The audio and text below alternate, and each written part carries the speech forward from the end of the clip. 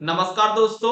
बिहार की चुनावी रणभूमि में एक ऐसा हफ्ता गुजरा है जिसने सारे राजनीतिक समीकरणों को हिलाकर रख दिया है। यहाँ सत्ता की एक ऐसी जंग छिड़ी है जहां एक तरफ मुख्यमंत्री नीतीश कुमार ने अपने सबसे बड़े सहयोगी को खुली शर्त रख दी, तो दूसरी तरफ उनके ही घर के बाहर पुलिस और विधायक के बीच भयंकर लड़ाई छिड़ गई। हाल ही में एनडीए में सीटों के बंटवारे की घोषणा हुई और इसने जेडीयू खेमे में असंतोष पैदा कर दिया। क्यों? क्योंकि बीजेपी ने जेडीयू के बड़े भाई वाले दर्जे को चुनौती दे दी। जेडीयू को उतनी ही सीटें मिली जितनी बीजेपी को, और तो और चिराग पासवान की पार्टी को भी अच्छी खासी सीटें दे दी गई, जिनमें जेडीयू की कुछ पारंपरिक सीटें भी थी। अपनी इसी नाराजगी और अपनी पार्टी का कद बचाने के लिए नीतीश कुमार ने एक बड़ा दांव खेला। उन्होंने गठबंधन के सहयोगियों खासकर बीजेपी पर दबाव बनाने के लिए एक खुली शर्त रख दी।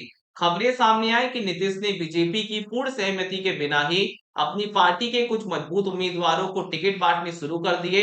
ये सिर्फ टिकट वितरण नहीं था, ये एनडीए के भीतर बीजेपी के सामने जेडीयू की शक्ति प्रदर्शन था। लेकिन मामला यही नहीं थमा। जेडीयू के भीतर भी आग लगी हुई थी। एक तरफ नीतीश गठबंधन से जूझ रहे थे, तो दूसरी तरफ उनके ही एक 4 बार के विधायक गोपाल मंडल ने बगावत कर दी। क्यों? क्योंकि उन्हें लग रहा था कि उनका टिकट कटने वाला है।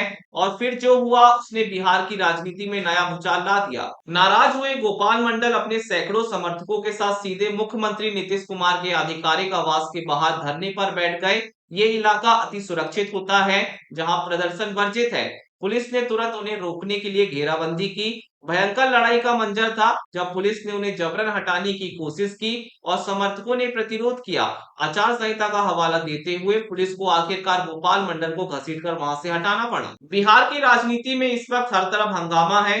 एक तरफ नीतीश कुमार ने बीजेपी के आगे शर्त रखकर अपना कद बचाने की कोशिश की, तो दूसरी तरफ उनके ही विधायक ने सीएम आवास के बाहर प्रदर्शन करके पार्टी की अंदरूनी कलह को उजागर कर दिया। बिहार चुनाव से पहले की यह लड़ाई सिर्फ टिकटों की नहीं बल्कि सत्ता और वर्चस्व की है। दोस्तों, इस पूरे मामले पर आपका क्या कहना, हमें कमेंट में बताएं। नमस्कार।